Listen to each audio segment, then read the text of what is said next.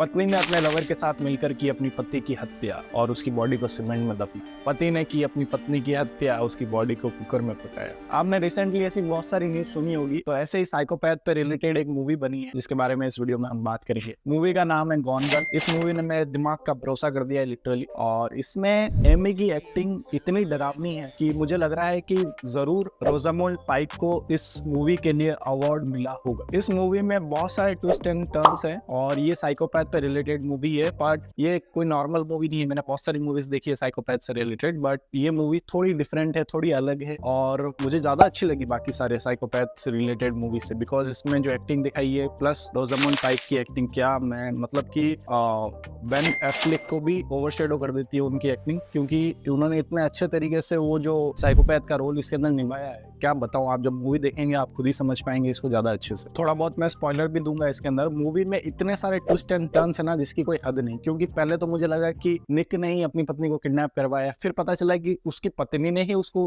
खुद को किडनैप करवाया, एमी ने, और फिर मुझे लगा कि निक अच्छा है। पर जब एक सीन में दिखाता है कि निक एमी को पुश करता है तो लगता है कि नहीं, निक गलत है यहाँ पे। फिर उसके बाद दूसरा सीन आ जाता है जिसमें एमी की डायरी रिवील होती है और डायरी के अंदर ऐसी ऐसी चीजें लिखी होती है जिसको पढ़ के लगता है कि नहीं, निक बहुत ज्यादा गंदा है, बहुत ज्यादा साइकोपैथ है, अपने टॉर्चर करता है, सब कुछ करता है। बट देन यू रियलाइज कि जो डायरी है वो इंटेंशनली निक को गलत दिखाने के लिए ही लिखी गई एमी के द्वारा। तो ये इसमें इतना ट्विस्ट एंड टर्न्स है ना जो आपका दिमाग की ऐसी तैसी कर देंगे, आप अपने सीट पे चिपके रहोगे लिटरली। आप मतलब कि 2 मिनट के लिए भी इधर उधर नहीं देख सकते, क्योंकि आपको लगेगा कि हम कुछ ना कुछ मिस कर ही देंगे अगर हम इधर उधर अपना ध्यान भटकाएंगे। तो दोनों साइकोपैथ से रिलेटेड मूवी है, मतलब दोनों का कैरेक्टर साइकोपैथ पे रिलेटेड है, पर हमें ज्यादा लगता है कि जो रोजामुंड पाइक है, एमी का कैरेक्टर है, वो हमें लगता है कि वो साइकोपैथ है। बट एक्चुअली में आप अगर ज्यादा अच्छे से गौर से मूवी को ऑब्जर्व करोगे तो निक भी कहीं ना कहीं साइकोपैथ है। दोनों अपने अपने तरीके से अपनी अपनी एक्टिंग निभा रहे हैं ताकि वो एक रिलेशनशिप में बंध सके। मुझे कभी भी नहीं लगा था कि मूवी की एंडिंग जो है वो हैप्पी होगी, क्योंकि ऐसी मूवीज की एंडिंग कभी भी हैप्पी नहीं होती है। ऑब्वियसली कोई ना कोई साइकोपैथ में या तो कोई मरेगा या कोई किसी को मारेगा या कोई ना कोई जेल जाएगा, बट हैप्पी एंडिंग कभी नहीं देखी हमने ऐसी मूवीज में। बट इस मूवी में मैंने हैप्पी एंडिंग देखी। स्पॉइलर छोटा सा, बट आप जब देखेंगे ना तो आप खुद भी सोच में पड़ जाएंगे कि यार क्यों हैप्पी एंडिंग दी, क्योंकि अब ये हैप्पी एंडिंग दिखा रहा है कि कितनी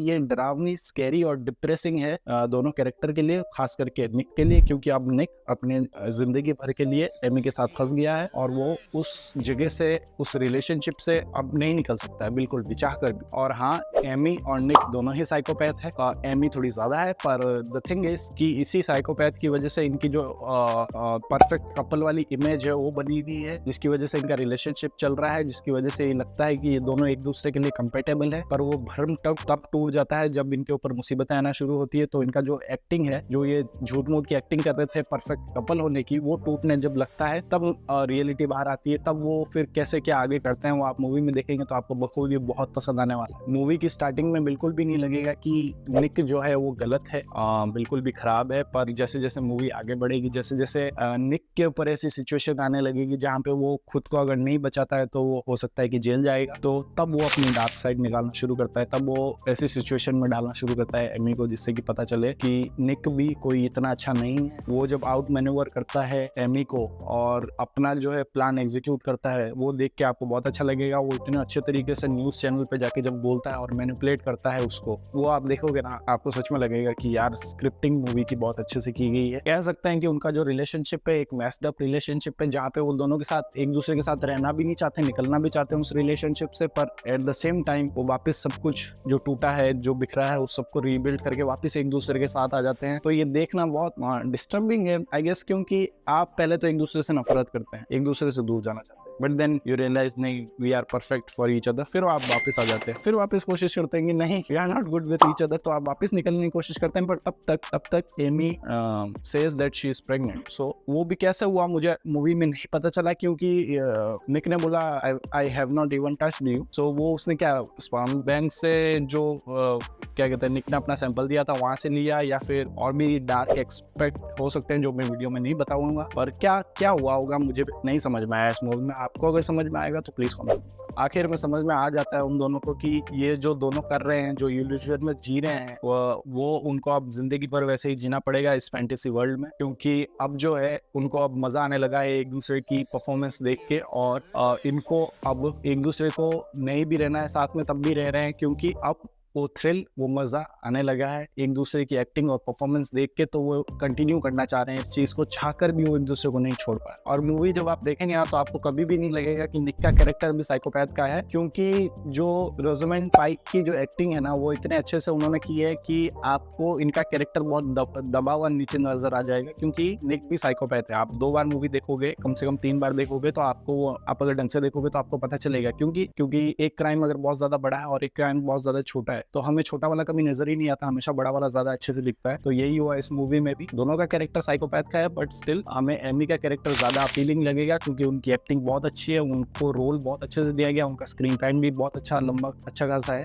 तो इस वजह से जो निक की जो साइड है वो थोड़ी सी छुप जाती है, पर तुम अगर मूवी देखो तो रियलाइज करोगे कि दोनों का कैरेक्टर एक्चुअली में साइकोपैथ का है। ऑब्वियसली अब अगर कास्ट की बात कर लें तो इसमें बेन एफ्लेक है, एफ्लेक कहते हैं, आई डोंट नो। ये हैं, इन्होंने मूवीज लाइक जस्टिस लीग, यार ये हमारे तो बैटमैन है, इन्होंने movies like Batman versus Superman, justice league, accountant जैसी मूवीज कर रखी है जो कि अच्छी है। जस्टिस लीग देख लो इनकी, जैक स्नाइडर कट वाली 4 घंटे वाली, बहुत शानदार मूवी है, इनकी एक्टिंग बहुत अच्छी है। और सेकंड जो है फीमेल लीड में है रोज़ामेंड पाइक, एमी का रोल करते हुए। इन्होंने movies like I Care a Lot, Pride and Prejudice and third movie is Die Another Day जैसी मूवीज इन्होंने कर रखी है, जो कि मैंने प्राइड एंड प्रेजुडिस देख रखी है, मुझे अच्छी लगी, काफी अच्छी लगी। और इसमें हमारे बार्नी स्टिनसन भी है, सॉरी बार्नी स्टिनसन नहीं, इनका रियल नेम है Neil Patrick Harris.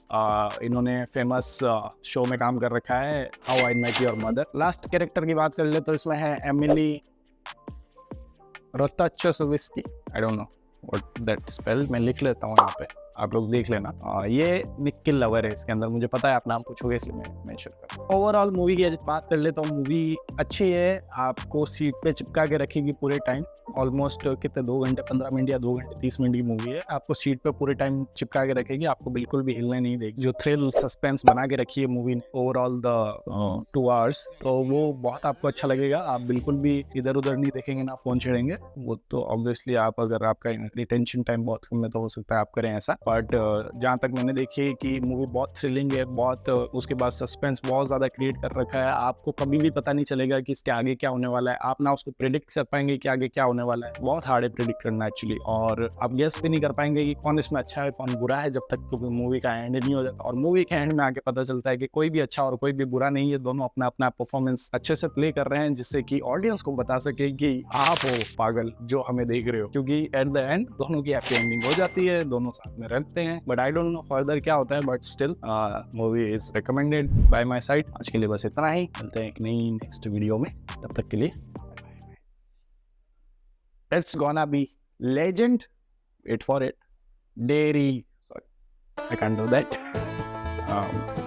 Thank you Barnes Stilson for this, I love you, bye bye.